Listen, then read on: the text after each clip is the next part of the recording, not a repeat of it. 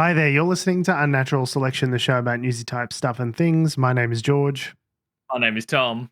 And my name is Adam. And with our powers combined, we are Unnatural Selection. Make sure you visit us at our salubrious home on the web, unnaturalshow.com. It's always when we've just started when I suddenly need to burp. So I hope it doesn't come through on the record, but I was like stifling several then, and I apologize. We've been talking like in the lead up to this, and it's been totally fine. And then George was like, all right, let's go. And then I just suddenly start ruining everything. Your body knows, Tom. It's when that 3, 2, 1 goes, your body just kicks into gear, and that's the kind of athlete level performance psychology training. Yeah. It's your body just kicks in the gear. It's ready to go. It's all just muscle memory. And you're ready to projectile vomit all over the I mean, maybe I just need George to like count us in, just to be like, going 3, 2, pause on the 1, and then I'm ready to play in the Oz Open. Like that's just the sports psychology right there. If you just have a podcast countdown in, you are physically and mentally ready to. You're severed, and you just wake up on the court at the AO, ready to get smushed by Roger Federer.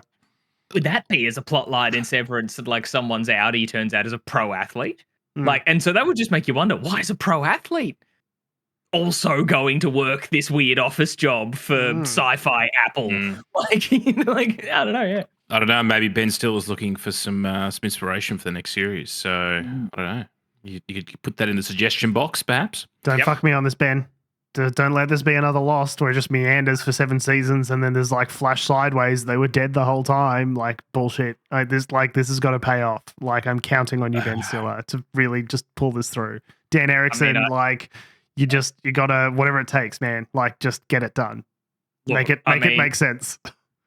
I hear you and I agree. Lost just went totally off the rails and was a bit shit towards the end. But we got to go back to the island. No, we don't. Yeah, we definitely don't. That season where the flashbacks were like, surprise, these are actually flash forwards after the island.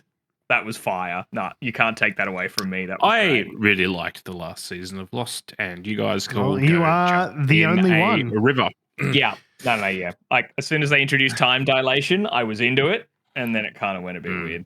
But anyway. Speaking of going a bit weird, the United States continues to be weird, just like the Democrats promised in their election campaign. The Republicans are fulfilling all of the weirdness.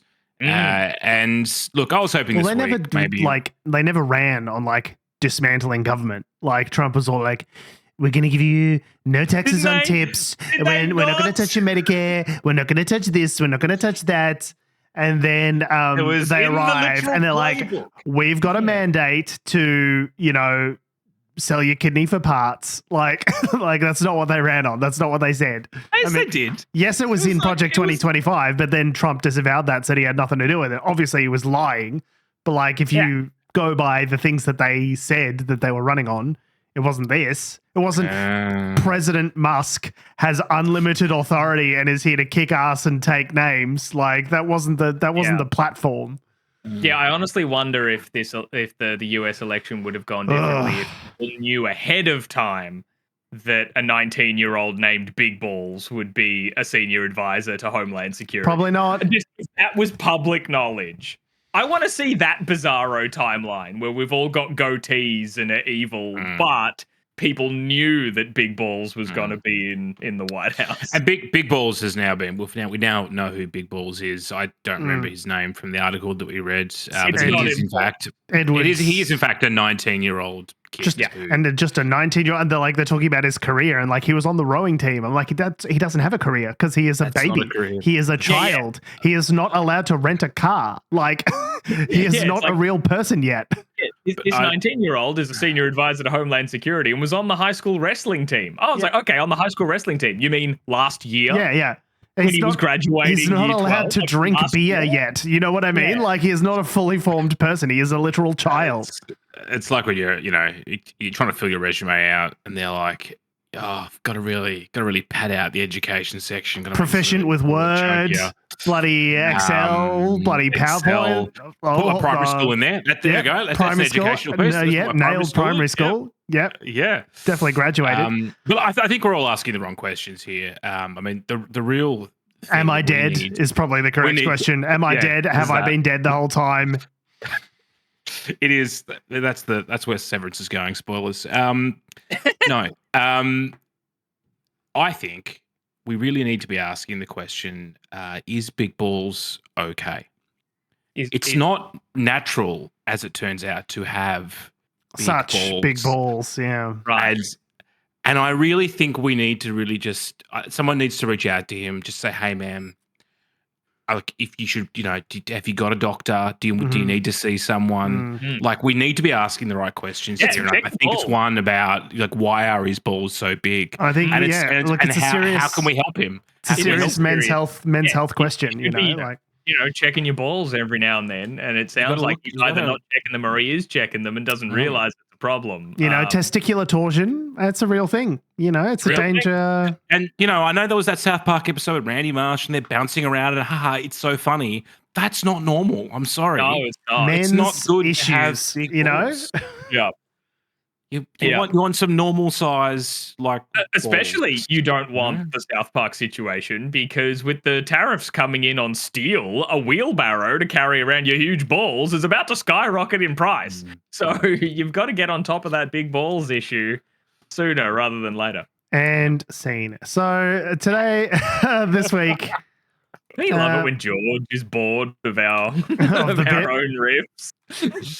No, our riffs are dog shit. I'm under no illusions there. Yeah. But it's when I can see on George's face that he's like, I've stopped listening to this show. And is this how you guys feel when I talk? Yeah. Okay, so everything's terrible. Everything's bad, and it's not gonna get better.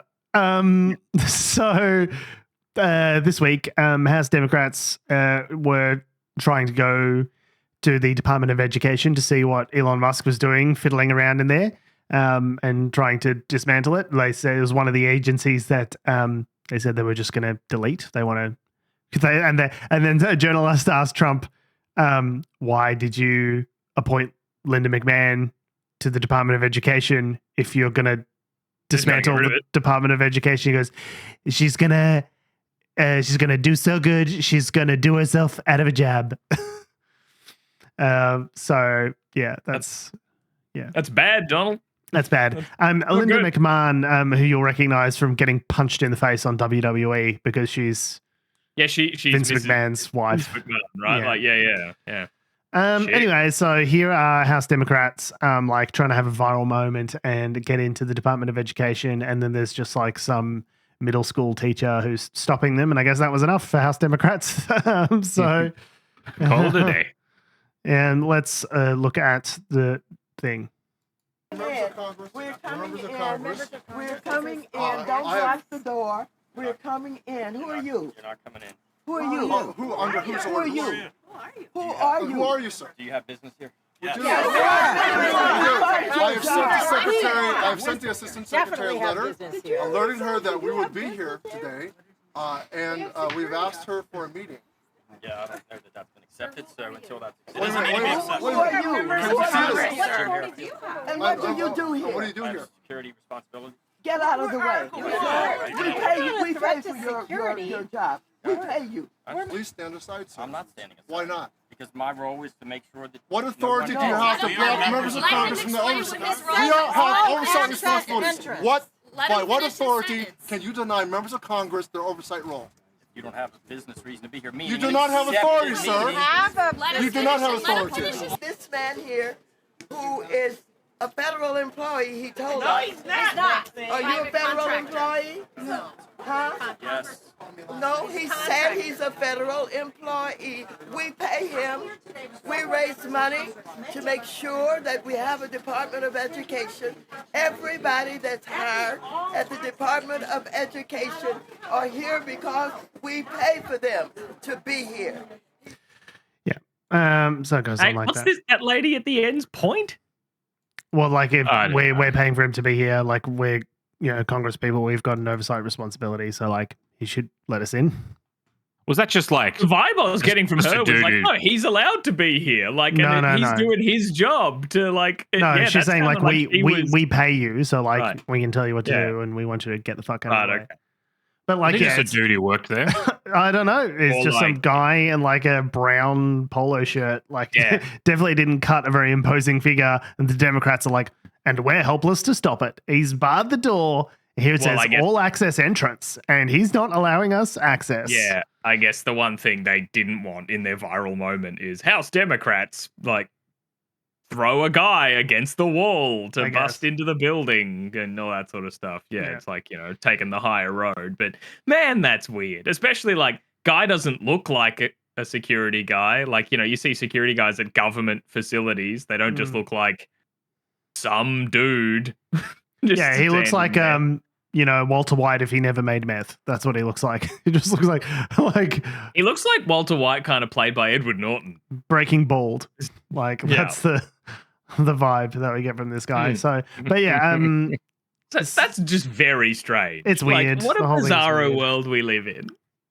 So, but one of the many agencies that Elon Musk has basically, him and his 19-year-old crash has just have busted into and taken control of, and they've been given administrator emails or something. Yeah, they've got access to everything and control of everything, and it's they're going to dismantle the Department of Education. So I feel we might be definitely department we don't need. No, I feel we might be heading towards a future where American education is maybe not the prized virtue that it is currently. So it's a sad day where we haven't got the best and brightest running in America that we can be proud of. What's hilarious is that one of the reasons they've said that they want to strip it back or either dismantle it or just gut it, one of the two. Send it back to the States, basically. So now, what's much more efficient than having one Department of Education is having 50 different departments of education with their own non-interoperable rules. That's much more efficient. Yeah, it's much more efficient, even though they couldn't even run the DOGE with two guys in charge. One of the reasons they've said, they'll kick it back to the States. We'll save money, and we spend this much on education, but we're actually down here in terms of the OECD, educational results. But it's like, well, okay, so by dismantling the department, you're going to what does that then do? You free up money. It's almost like they're a bunch of fucking moron ideologues, and they haven't got a plan for anything. Yeah. It's funny, education's telling people to not like what we stand for, and that's bad. I was listening to a podcast YouTube thing where there's about 6 dudes on a podcast. You think 3 dudes on a podcast is too much? There's like 6 of them. Although 2 of them just sit there and don't say anything. But anyway, they like to watch. Eye candy and they were like, what happened with Doge, man? Like, you were like so keen on it, and like, and he's like, look, we got in there, and look, fundamentally, it was just about, we had Elon and I just had like 2 different beliefs of how we should creative differences. It. Like, he had a technology-led approach, and I just really wanted to like go back to Congress and like just obey the law, like a little bit, but like also like he has this view that like nothing should happen unless it's like no regulation should happen unless it's passed through Congress, is like what Ramaswamy was saying. He's like, so we need to get all these agencies back and like run all their things through Congress.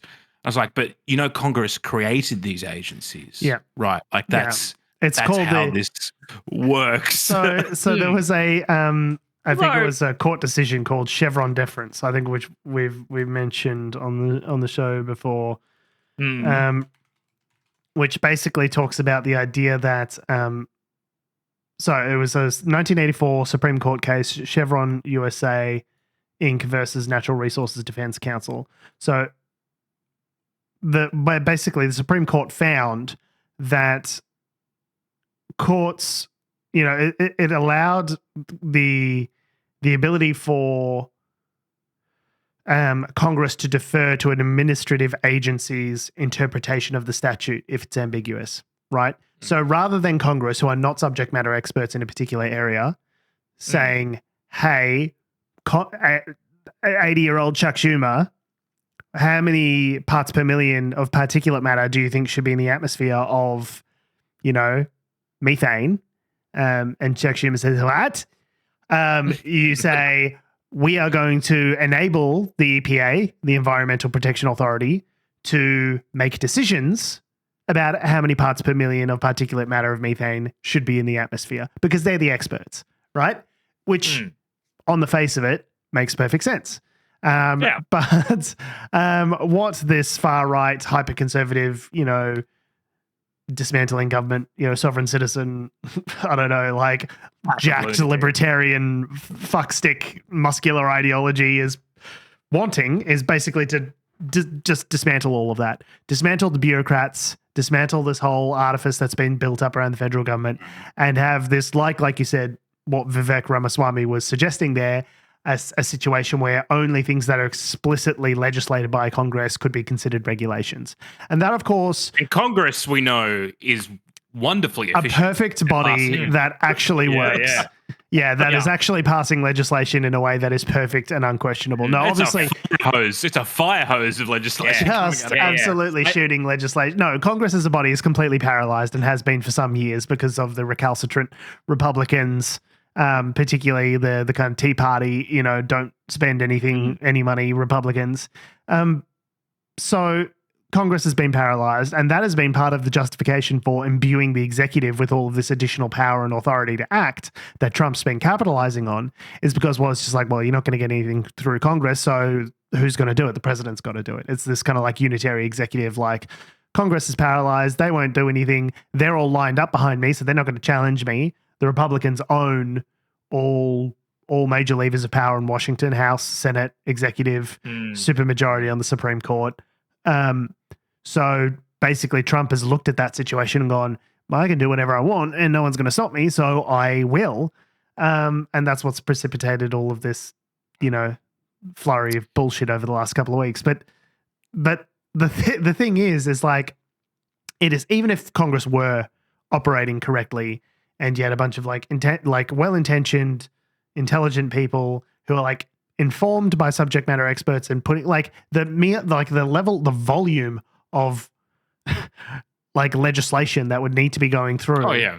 Like, even if you somehow understood all of it, like you'd be talking about, like, each one of these agencies has like dozens of different like internal memos and regulations and things that they have put together based on their expertise, that if each one of those was to go through Congress, you would spend the next 200 years passing bills through Congress to get to the end state of the regulations that we have today. It doesn't really make any sense. But this is just what they do, because if that's the standard that any piece of regulation needs to be upheld to, then there will be no regulations, which is really what they're after. Like the world of the 1700s, when the Constitution was drafted, is a vastly less complicated world than the one we have now. They weren't talking about parts per million of shit in 1796.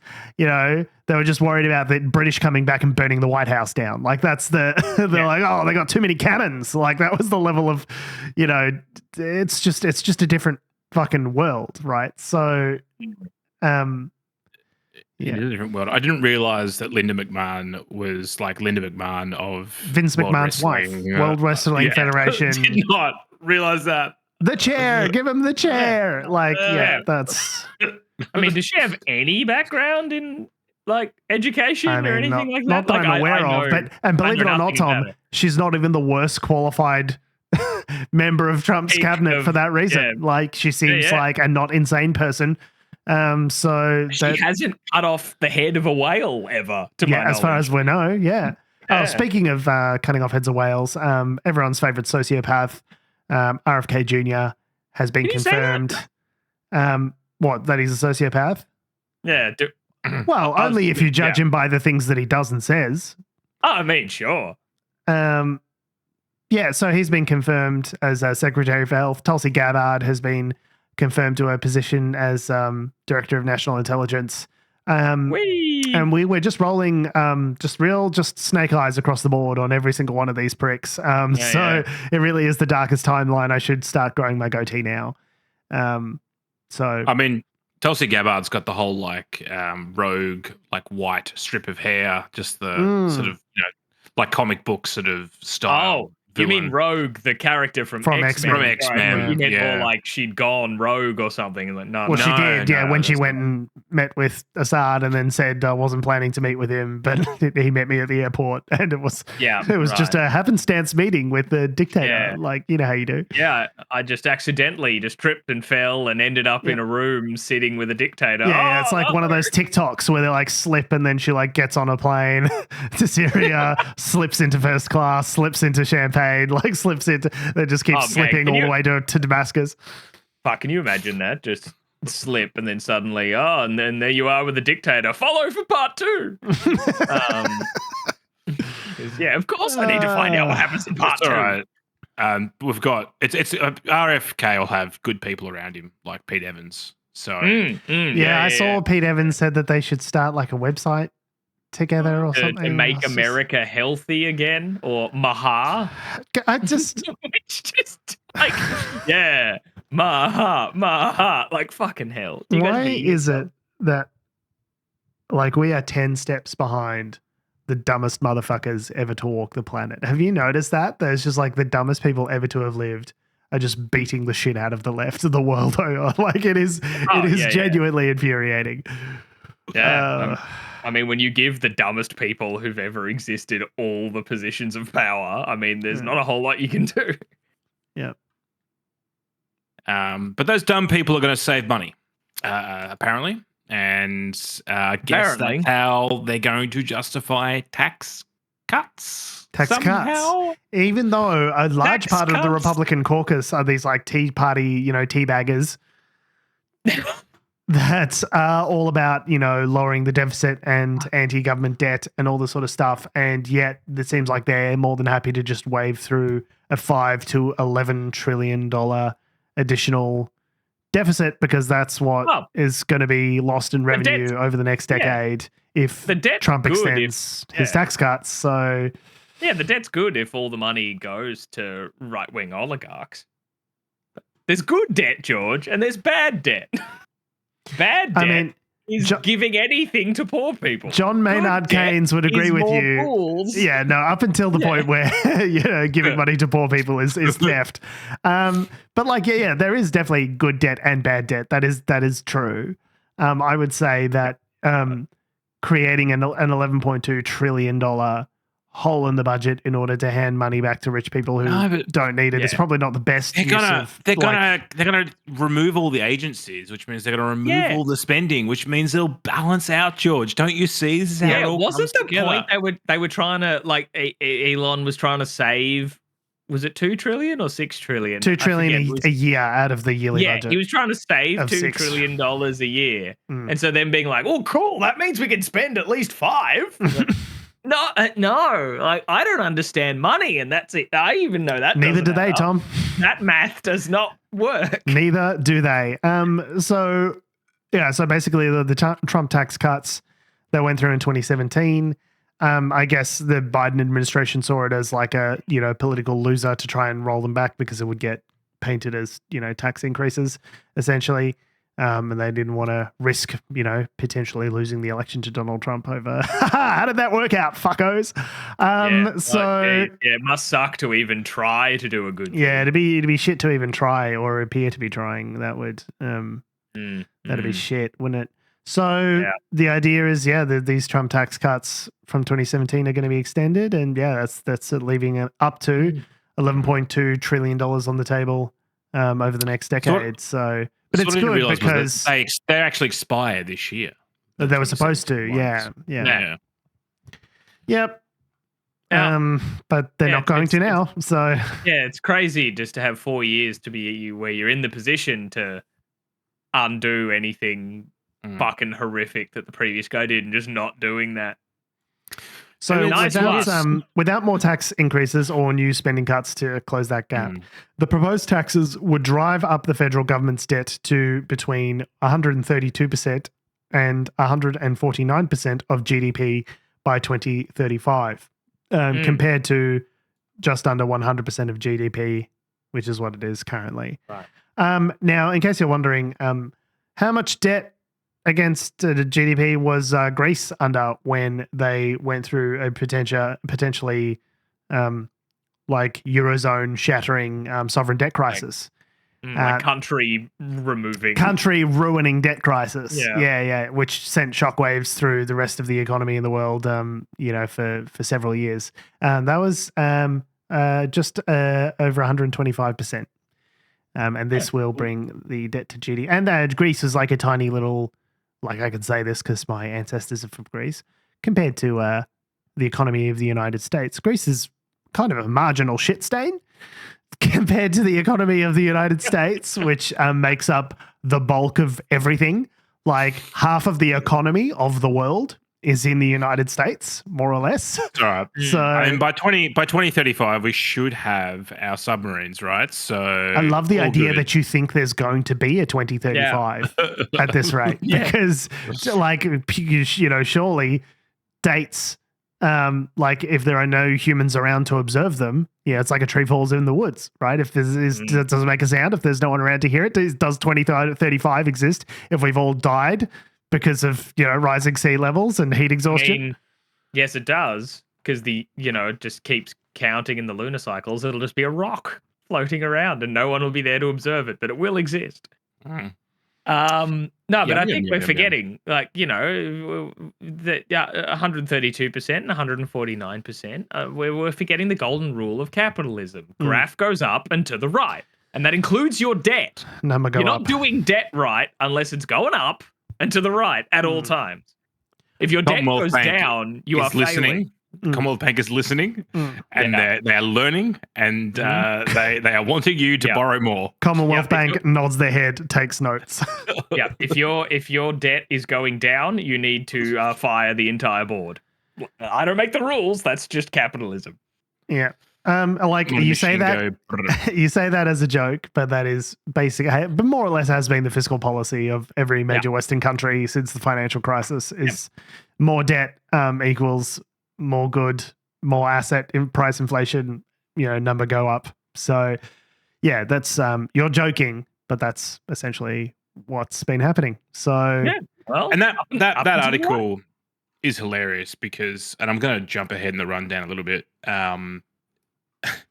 Elon Musk had this weird, he said to actually be doing a lot of press conferences, but he did one in the Oval Office with Trump sitting there weirdly, and then his son X, also just that's right. His son is named X. His whole corporation wasn't there in front of him. It was in fact his son. So one of the things that Musk is trying to say, and we might play the clip, I'm not sure that George is feeling so inclined, but that, the debt repayments, so the repayments on our debt are like $2 trillion. So they're like, well, we have to get government debt down. But at the same time, this is the thing, is that there's a couple of different agendas happening in this new administration. There's some stuff that Trump wants, which is the tax cuts, because he knows that polls well. It makes him look good. Everyone loves tax cuts. There's libertarian shit, which is like the Ramaswamy's Project 2025. There's all that stuff, that ideological stuff that's there. There's the Christian element. Then there's Musk, who's just egotistically wanting to have control of various government things so it benefits him. And all these things are happening at the same time. It's part of the fire hose of shit that we've talked about, right? The what's the Bannon call it? The not flooding the gates, but flooding the zone. Flooding the zone with shit. Yeah. But what's interesting is that you can sort of see, to some extent, there are differences in the messaging and what people are trying to actually, where the priorities lie. The tax cuts are Trump's thing. He wants those. But they haven't checked that policy against the broader, I love that the other stuff that's policy. happening. It's as though it's or whatever it is as a policy. A brain fart, a fucking brain fart. That hasn't been checked against literally half the other shit that's happening. Well, not to mention that a lot of the stuff that they're saying that they're going to do is mutually exclusive. You can't grow the economy and also cut American domestic spending to the bone. Most of American spending is not discretionary spending, which is to say, it's all payments. The large amount of the American economy trillions of dollars per year every year goes into Medicaid, goes into defense spending, goes into, and if you're not going to cut defense, which they said they're not going to because good right wingers never cut defense, then you're going to have to cut programs like food stamps and Medicaid and Medicare and, food assistance and, medication assistance to the bone. And the thing is, when you do, we've run experiments, namely during the global, the sovereign debt crisis in the early 2010s, where the Germans were demanding all of these concessions from the Greek government that said, we'll bail you out one last time, but all you need to do is cut your legs off. And it's what happens when you do that is it's called an austerity depression, where you cut funding from public services. You form this program of austerity to quote unquote save money on the budget. And what happens is, it causes depression because, and then tax revenues fall through the floor. It's not a positive virtuous cycle of creating additional economic output. All it does is crash the economy. We saw it when Liz Truss tried to do it recently over in the UK, where they launched their bold program of, the libertarian right wing, hatcheting to the economy. And the bond markets went, the fuck you are, and freaked the fuck out. And she was properly kicked the fuck out of office because it was simply, the market found it simply untenable. So, those things of we're going to cut all this debt, and we're also going to add to the debt with all these big tax cuts, and we're going to stimulate the economy, but we're not going to cut anything. It's okay, well, doesn't work. There are hard numbers mean things. Sense. You can't do all of those things at once, right? But this press conference was pretty wild from an optics point of view, as well as some of the stuff he was saying was a little bit nonsensical, but the way he was saying it kind of made it sound good.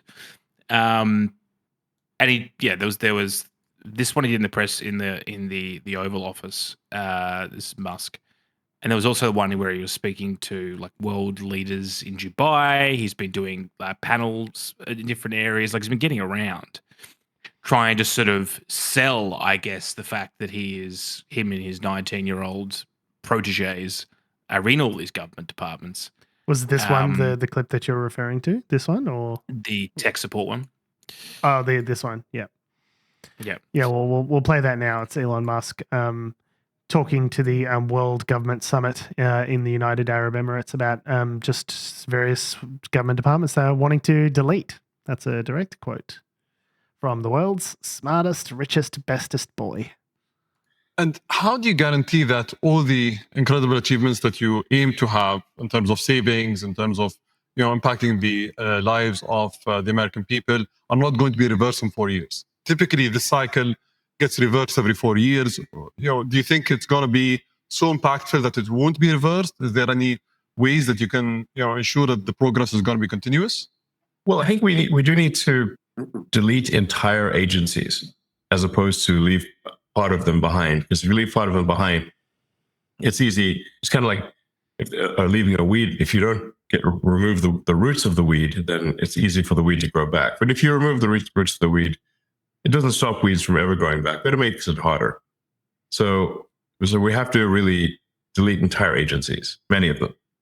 Bureaucracy in some new administration, but it'll be from a much lower baseline. So it's a step in the right direction. I think the overarching goal here is to lay the foundation for prosperity that will last many decades, maybe centuries. Nothing's forever. Maybe centuries. And he gave this weird example. Would you say 1,000 years of darkness? He gave this weird example about, he goes, people can't retire. I don't know whether it was in this press conference or the one that he was doing in the Oval Office, but he's like, people can't retire because they have to run manila folders into a mine. And he kept talking about this mine, which apparently is a mine. Yeah, is it your mine, Elon? Is it the Emerald Mine that allegedly in South Africa?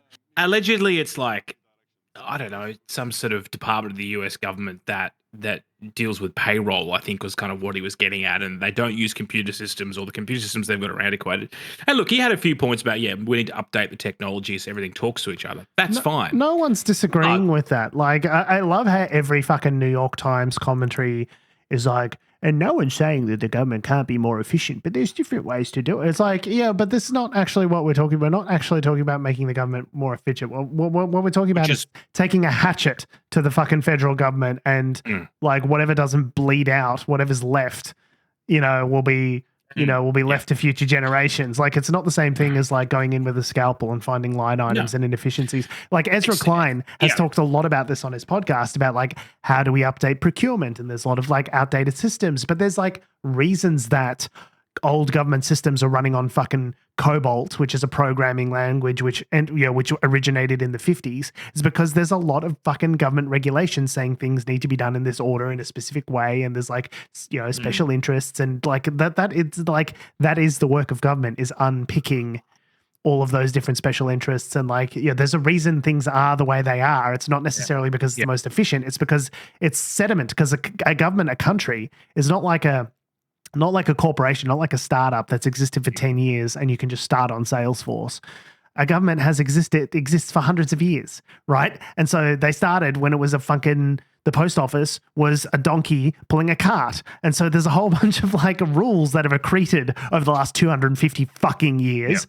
That means that's why things are the way they are. Could they be better? Of course they could be better. They should be better. The way the procurement is done in the American federal government is dumb and slow and cumbersome, and means that a lot of softwares need to be built in a bespoke way that doesn't make any sense. Whereas like if you're an enterprise, if you're a corporation buying a piece of software like Salesforce or whatever, you can just buy it. Some of these places buy software like that off the shelf, which is obviously much more efficient. It's like, but like you can't just go in and like grab some prick at the Treasury by the throat and say, "Show me where he is." Like, that's not how it's done. Where is she?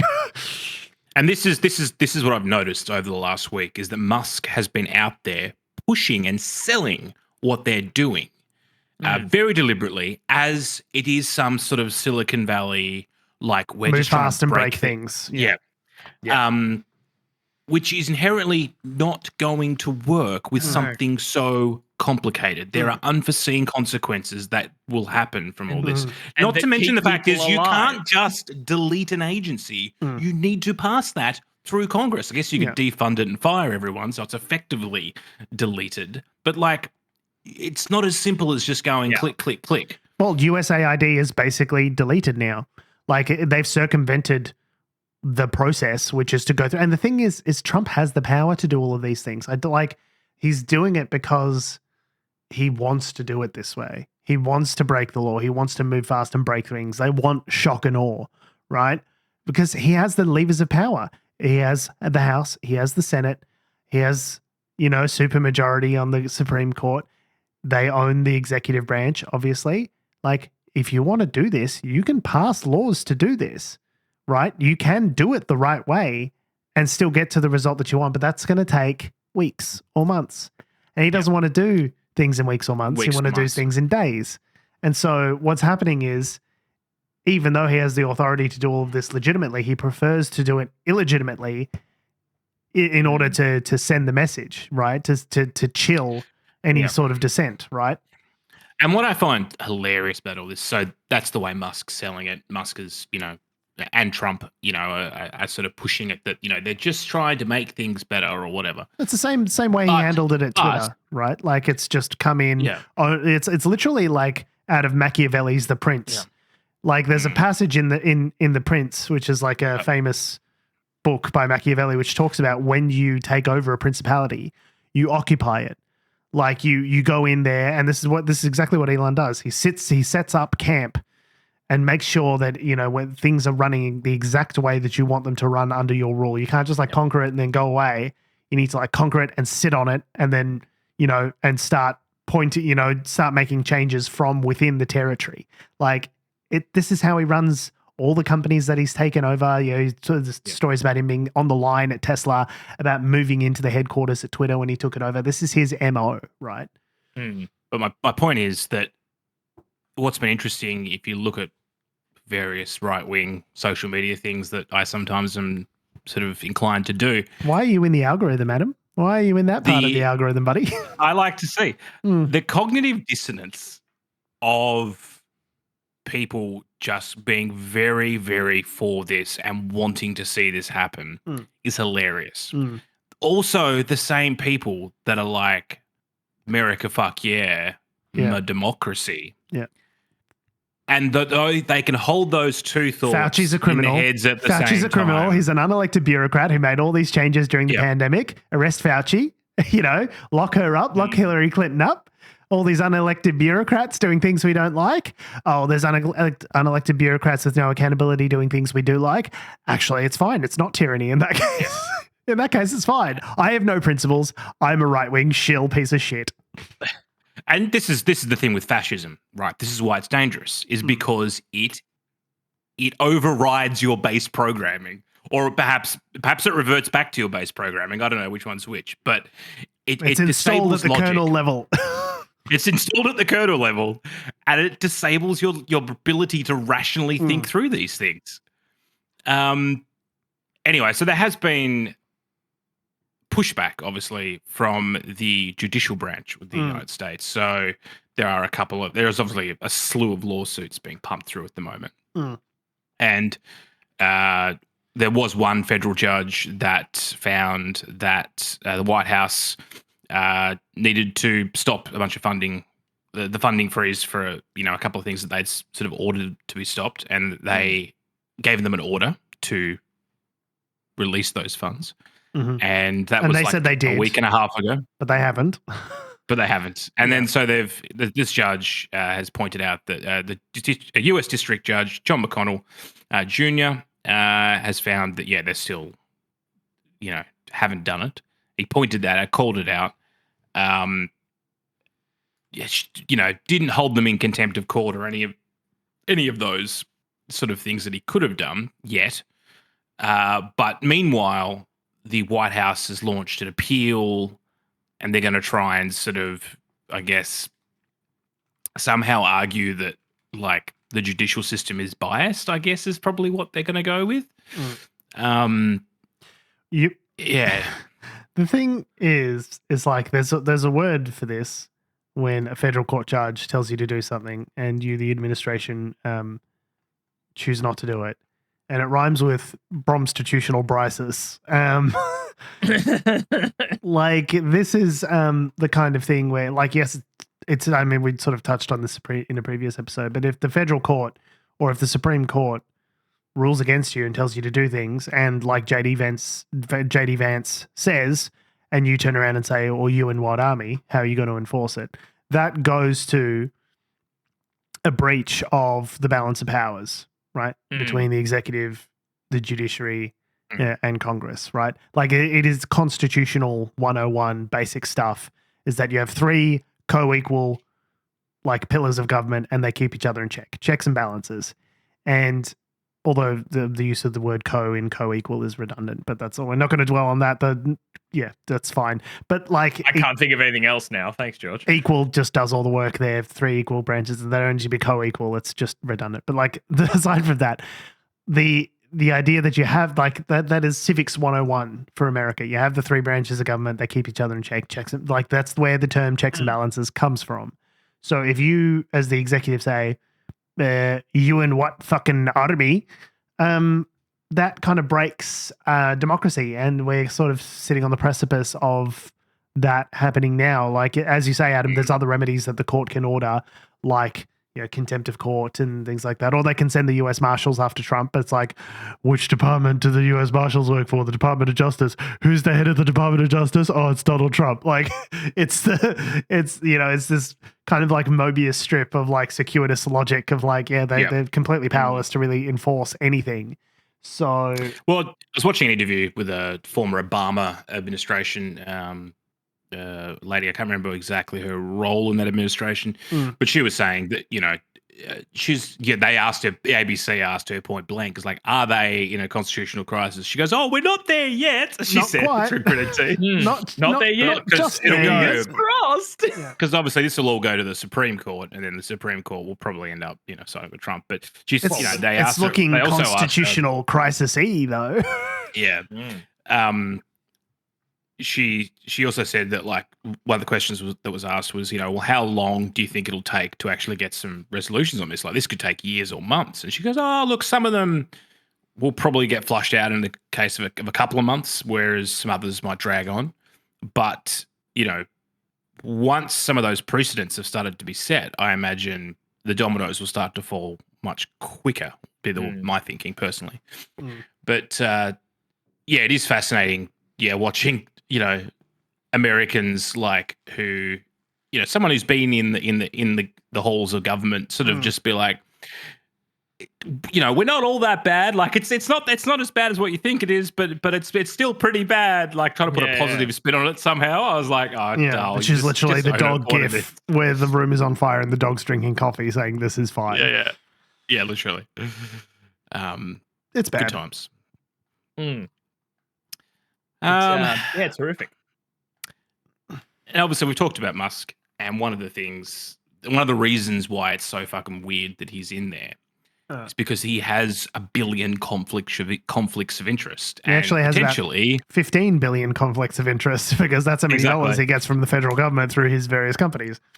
And one of the latest announcements is that the US government's going to buy a bunch of Tesla Cybertrucks. Oh, yeah. But they are going to remove. Then they did like a backflip, and they're like, "Oh, we're not necessarily buying from Tesla. We're going to remove Tesla from the vehicle list, but we're still probably going to buy electric vehicles." It did say Tesla on the name, and we did say armored electric vehicles, so it's almost certainly Tesla. And we're going to spend $400 million on. But now we've just put any electric vehicle that makes the driver look like a total prick. So you assume it's the Cybertruck. So, George, you posted up a graph or like a flow chart. Yeah, so this is some great reporting from the New York Times, which goes into some of the like happenstances. Some of the it just so happens that a lot of these agencies that are being targeted by Elon Musk and his DOGE bags are also ones that happen to be investigating or launching lawsuits or complaints against his various companies.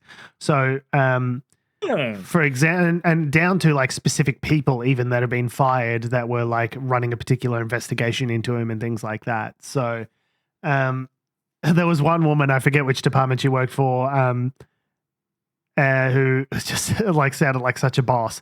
She's like, I think she was an auditor or something like that, internal. Anyway, regardless, some sort of investigator, prosecutor type person.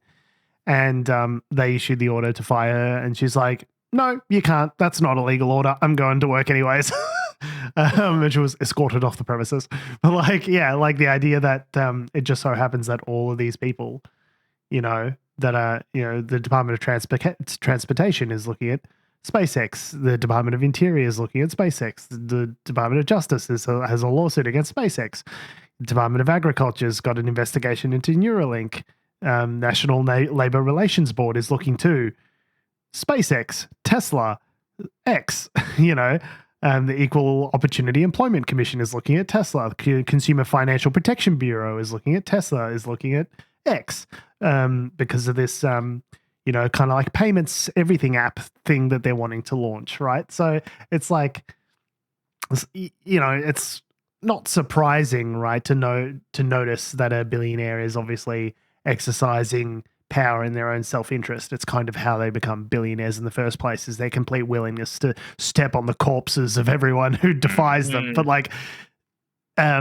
it is interesting to see it laid out all in a chart. Like, hey, here is the web of conflicts of interest that the guy who is now basically prime minister of the government, Trump's the president. He's the guy gland-handing, doing all the handshaking, but the guy who's really running the show, the fucking Vladimir Putin behind the scenes, pulling the strings guy, is actually, who's running the government, is a fucking unelected South African billionaire. Like, and here are all, like, we've mapped his conflicts of interest on a map, and it's substantial.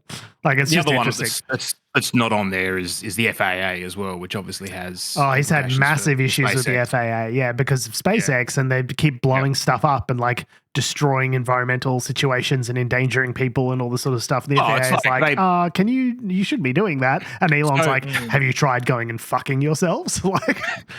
So the last, big fucking rocket, Falcon Heavy rocket Falcon, big rocket. Yeah, now what's it called? The Falcon bird. Starship. I think it's the big Falcon rocket. Starship. That last launch, it blew up in sort of high orbit, and the wreckage re-entered the atmosphere. Fell over like multiple continents, didn't it?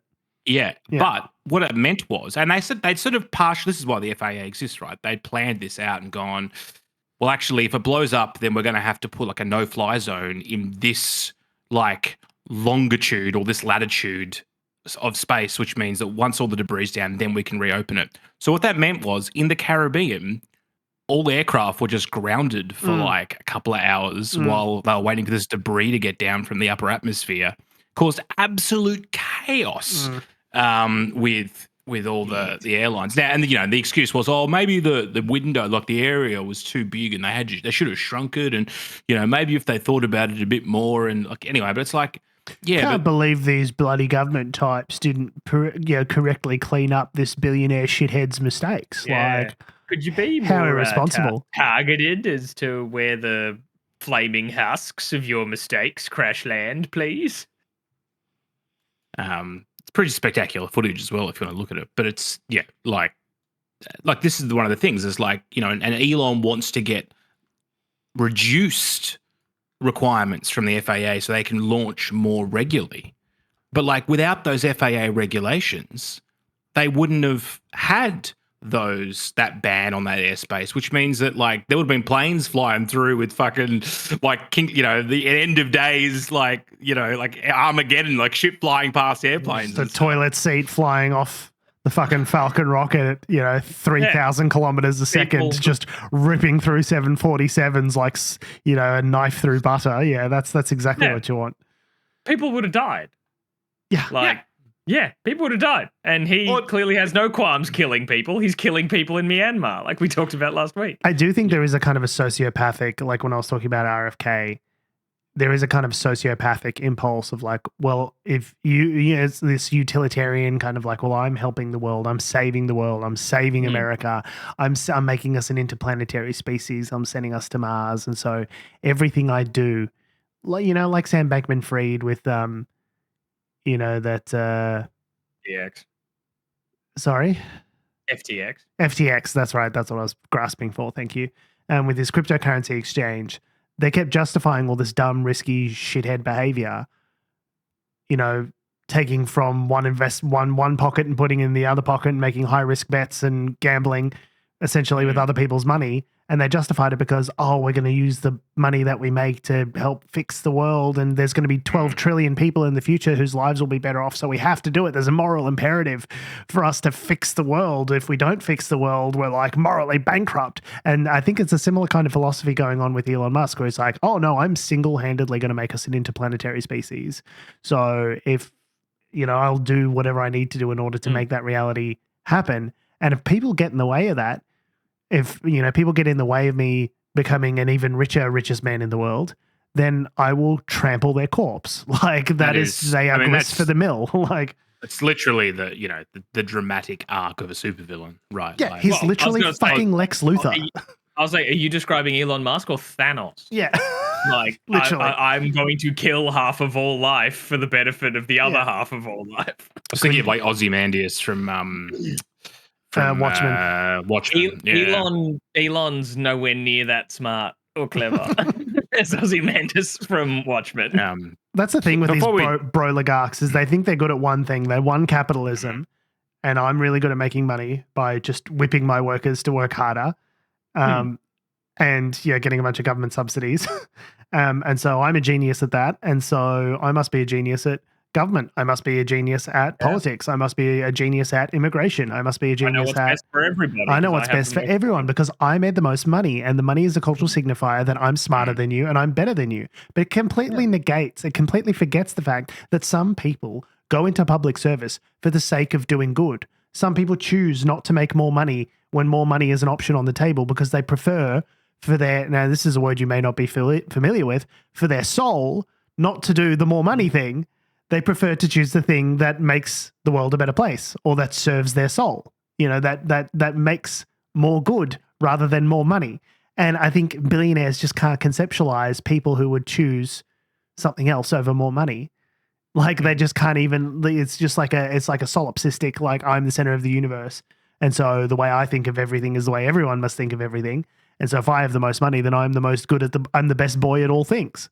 And they don't have anyone around them. They're completely insulated by these groomed 19-year-old sociopaths who laugh at all their fucking jokes. Kara Swisher, who's a tech journalist, talks about Elon Musk specifically with this, where he'll make a joke, Elon Musk, and all of his little acolytes and little shithead, sycophants around him will laugh, and and she'll be like, "That wasn't funny." Like, I don't know what they're all fucking laughing at. It's like with the king. It's like Kublai Khan laughs, and so everyone's going to laugh. Or the dictator, North Korea, Kim Jong, which one? Kim Jong Il?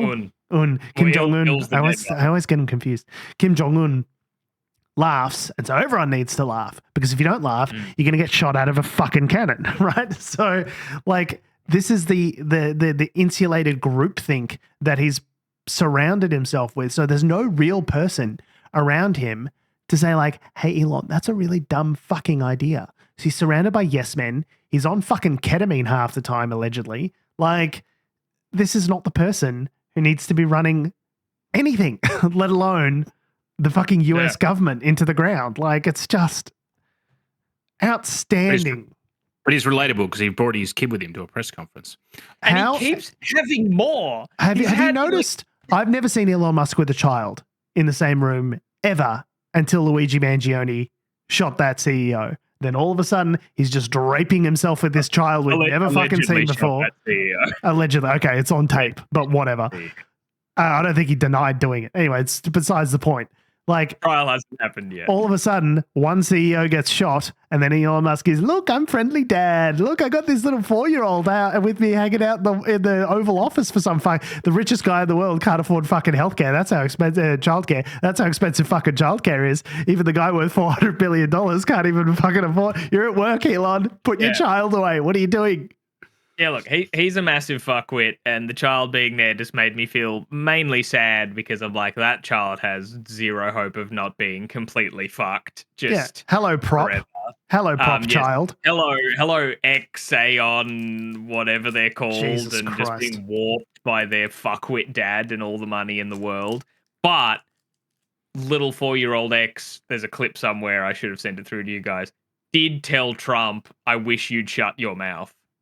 During that little situation. all the resistance liberals were were enjoying that. Yes, lots of saying like, "You're not really the president." Everyone's like, "Ha ha ha! It's so funny because Elon's really the president." Ha ha! Got him! We got him, ladies and gentlemen! Like, release the banner. We fucking nailed him. And it's like, while Elon was talking, he just was like looking at Trump and just went, "You should shut your mouth." It's like, that's terrifying. That is funny. Terrifying. He just whispered to him, being like, "Shut the fuck up." Yeah, it is funny, but also what's not funny is he's disabled PEPFAR, which is an important government program. So anyway, Elon Musk has, the 4-year-old hasn't. No, well, I don't know. I don't know the 4-year-old's complicity in the. Yeah. Maybe they're bringing even younger people into the DOGE crony list. I'm like, why stop at 19? They're going all the way down to 4. Fresh perspectives, just fresh perspective on it. It's, I mean, just neither here nor there, but PEPFAR has enabled 7.8 million babies to be able to be born HIV free. So that's maybe kind of an important thing to keep going. Like, ha ha ha. Yeah. Like, yeah, it's funny, but like also the world's fucking burning. So, just have a little think about that.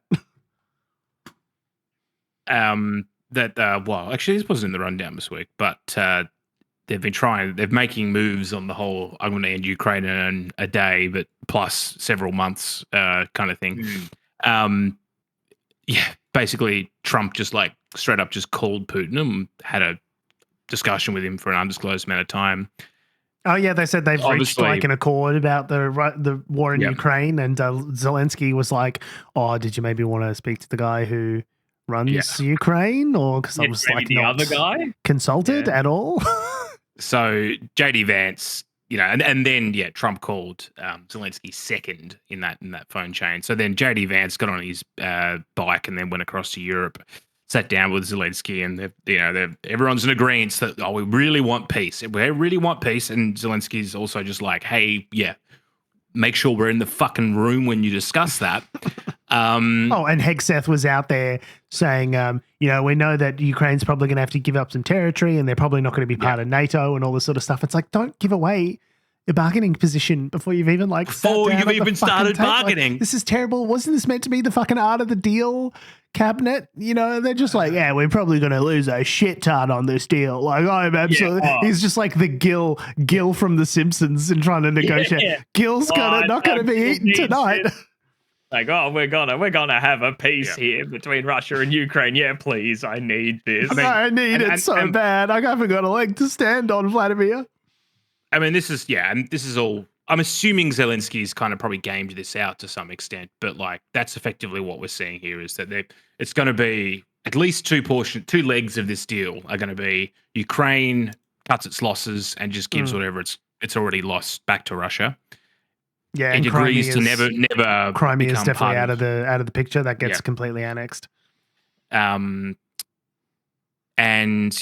they will never join NATO, despite the fact that NATO were like, no, you're definitely going to join NATO like less than 12 months ago. Yeah. How this is like the point of NATO is to stop Russia's westward expansion.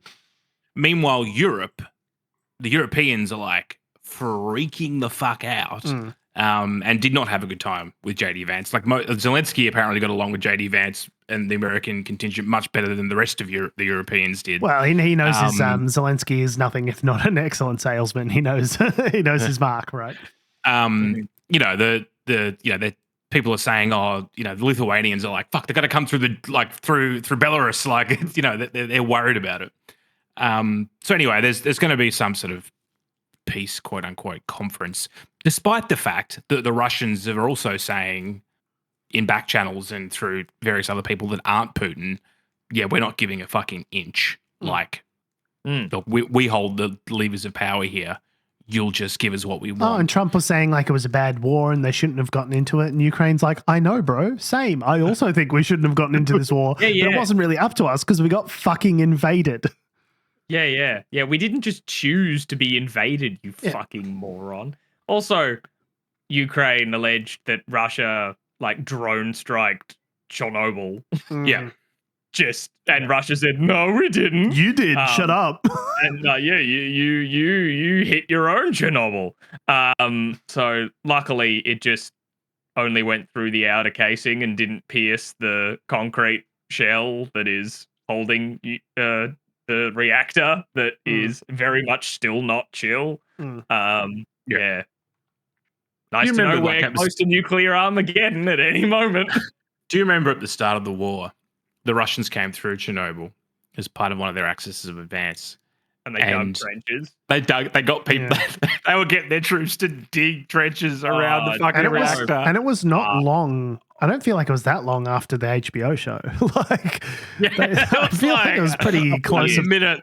George, you think like the teenagers that Russia were recruiting to be their like fucking cannon fodder have watched the HBO show Chernobyl? Tom, it's not TV. It's HBO. It's HBO. But if HBO made a show about like Sydney, I'd watch it. You know what I mean? It's like it's in your backyard, right? Like I'd be interested. I was more thinking like Russia's information control and stuff, given how critical they pirate everything. Half of the piracy sites are based in Russia. They know how to get everything there. They are the Pirate Bay.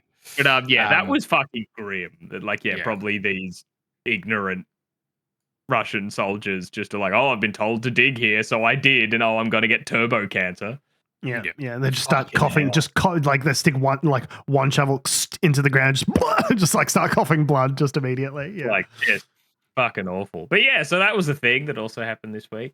I guess I don't know. It would amaze me. Like part of is like, what if they fucking pull it off? Like, what if somehow Putin's been looking? What if it happens and it sticks?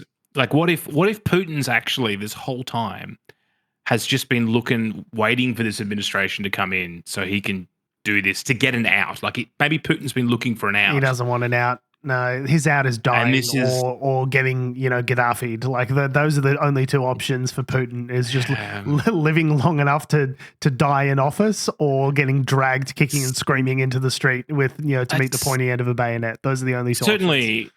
That's certainly what his rhetoric has been. But like part of me wonders, like, he knows he can't keep this up forever.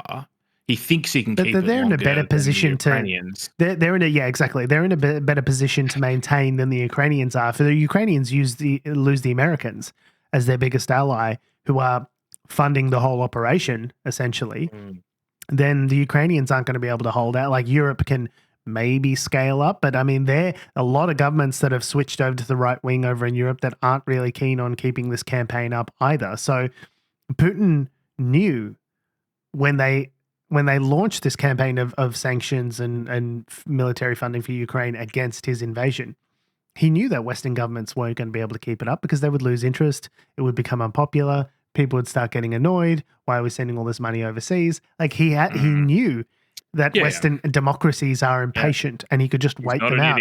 And he was right because he's probably going to walk away with a good fucking chunk of Ukraine.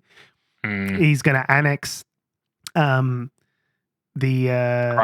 Crimea. That's going to be like officially Russia as well. And they're going to get exactly what they wanted. They're not going to get into NATO, which means they'll just kick the can down the road and try it again in another couple of years once they've consolidated their forces. Nothing about this has dissuaded them from doing, like, there's no punishment. They got away with it. Like, I mean, there's 500,000 in casualties, but like, for Putin, I don't know if Putin really Russia cares is about that. famous for throwing young men into the blender in order to get what it is they want for territorial expansion purposes, right? Like, Russia famously doesn't care about the lives of their young men.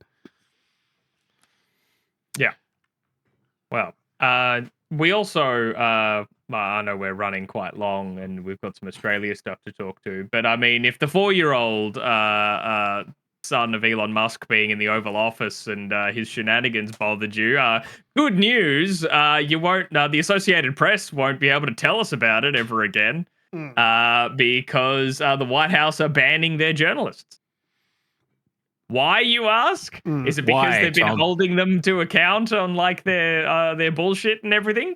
Kinda, but not on something big and important like the whole closing departments and all that. They just keep calling the Gulf of Mexico the Gulf of Mexico and not the Gulf of America like they want it called. Yes, it's that petty. They are banning probably the hardest working journalists in the world. From the Oval Office. Like, every fucking thing you read the ABC, you read the Guardian, you read the Herald Sun, you read news.com, you whatever. At the very bottom, you'll maybe see AP down there or like with assistance by the Associated Press or whatever. Like, so many other journalists are picking up the stories that have been scooped by the Associated Press and then do extra work on top of that or re-report it. So it's the Associated Press reporting that this happened. It's the world's premier wire news agency. They're the ones that are on the ground. It's an independent, non-profit. Like AP does the most straight, down the line kind of reportage that you could ever hope to. Like, it is the journalists, journalist outlet, right? They just deliver facts, right? They don't come with any kind of like, Fox News political spin or, MSNBC resistance liberal kind of like framing. It's all just like... It's like, this happened at this time. Exactly. He said this. She said that. End of report. Yeah, it is very much like straight down the middle reporting. And they're like, hey, we serve the whole world. And the whole world doesn't refer to it as the Gulf of America because that's insane. And in order to, just because you changed a thing in like the American federal government executive doesn't mean that we have to change what we call it to everyone else because that doesn't make any sense. So in America, we're going to call it Gulf of America. And elsewhere, we're going to call it Gulf of Mexico because that's what it's always been called. So everyone understands what the fuck it is we're talking about. And Trump was like, how dare you? You're kicked out of the White House press briefing room. Yeah, and Air Force One.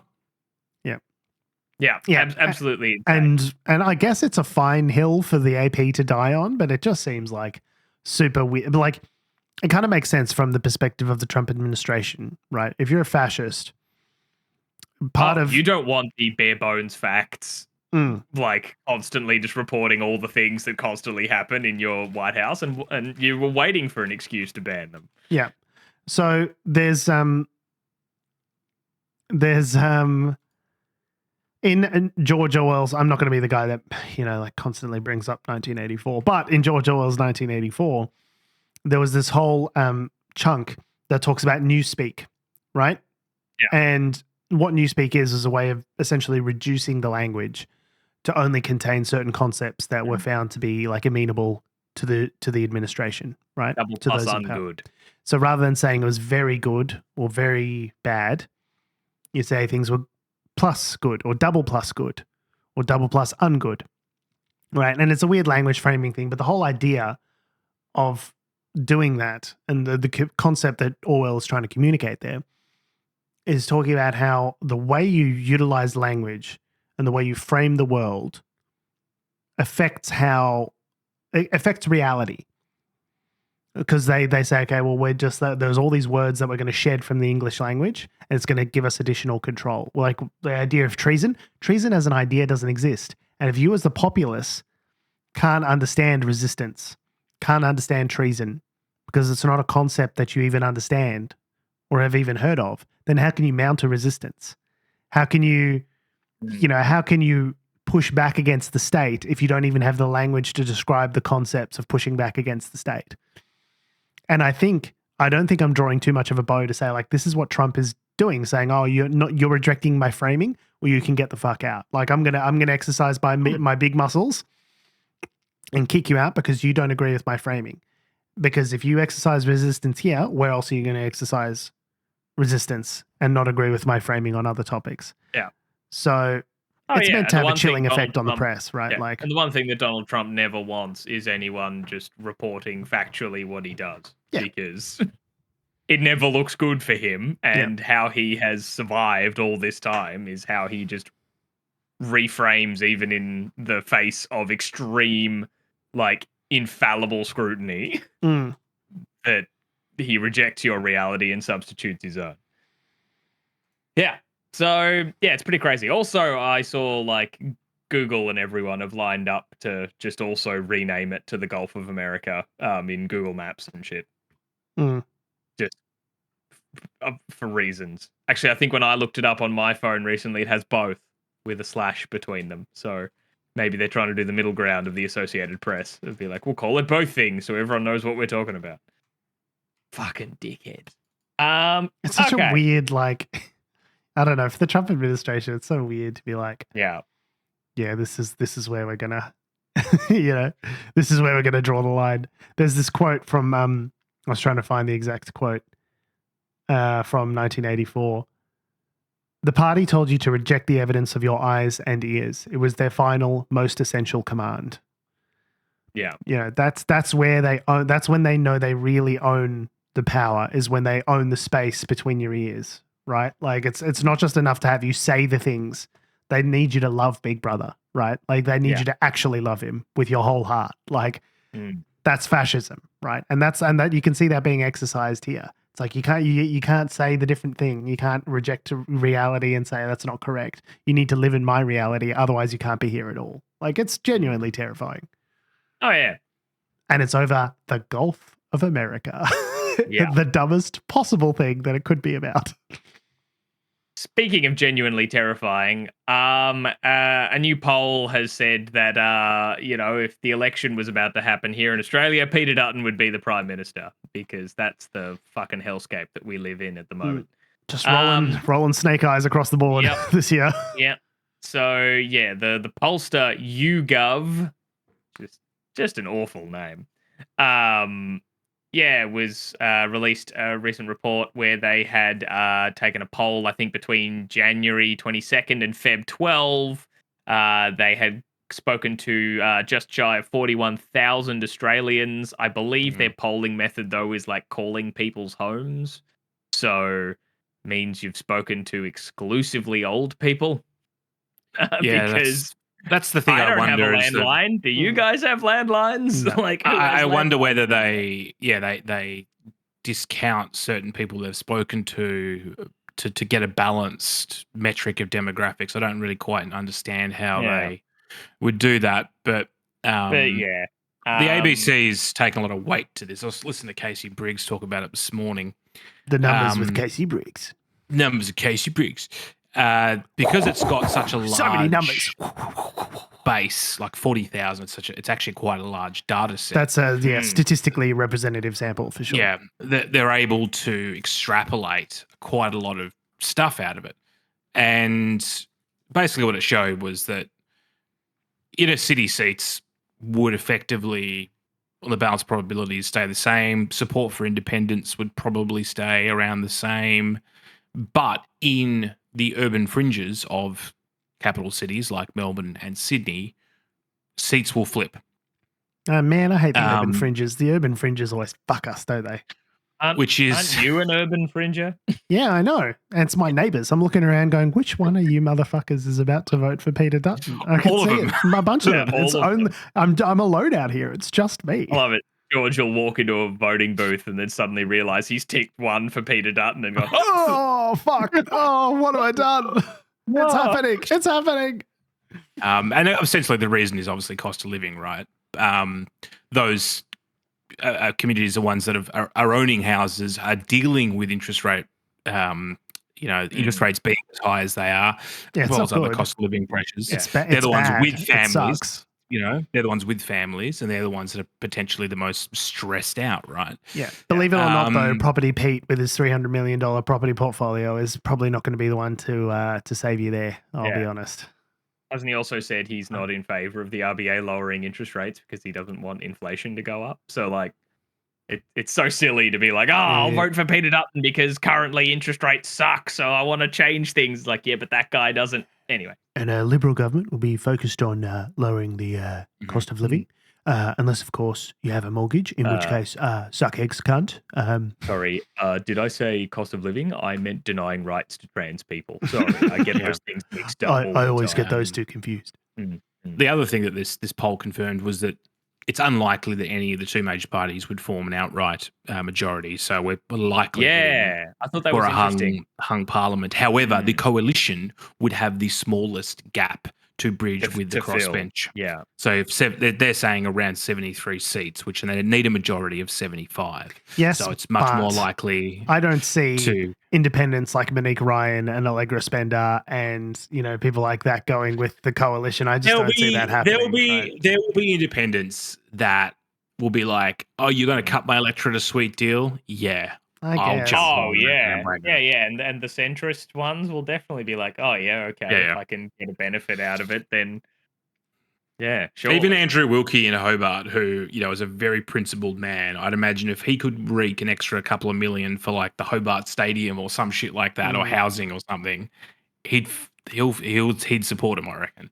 Like maybe I don't know, but I'm just saying. I mean, that's how those deals always work, right? Yeah, it's always like we can do stuff for your electorate, and so even the most not to say they're all being shills, but I think even the most principled anti the coalition, you have to represent your electorate. Listen, that's the whole point. You are there. End of the day, you're supposed to be there representing your electorate. So if you can benefit your electorate. I mean, I'd still argue, hey, even hey, Andrew Wilkie, sure, you're getting things for your electorate, but at the cost of turbo fucking the country. Maybe your principles should sit up there. But that's all hypothetical. But very sort of interesting kind of data there. I mean, I looked up my own electorate just because they have a breakdown on the ABC. They have this, and I imagine it's also available in the YouGov website. You can kind of look up your own electorate to see what the YouGov poll was predicting. And I live in Albo's electorate, so I was like, "Oh, curious." And of course, it's kind of predicting to remain Labor, but it's like a Labor versus Greens sort of stat there. I was like, the coalition's not even represented. It's so in the funny data. though, because I mean, the Greens seem to have 12% of the primary vote. You think Labor will go, okay, well, we've got 30-something%. The Greens have got 12%. Let's just fucking form a coalition. And we would dominate. probably win this a lot more handily then if we go, and they always go into every election going, we'll never team up with the Greens. We would never fucking get into bed with those fucking pieces of shit. And then the Liberals are like... Those fucking commie pieces of shit. We would never fucking team up with the Greens. Not in a million fucking years would you catch me in bed with those dirty fucking lefties. What's that? We've got 70 seats in Parliament and the Greens have 2. Oh, they've got 3 seats. Oh, come over here, buddy. Let's form a coalition. Meanwhile, you've got the coalition, the actual coalition on the other side being like, oh, you can't trust Labor because they will form a coalition with the Greens. It'll be a pact with the devil. Oh, and not a coalition. For the rest of your lives. Not a coalition, says the coalition. Yeah, coalitions are bad. Like ours, though. Like, they're going to side with the Greens whilst we're going to side with Barnaby Joyce at a box.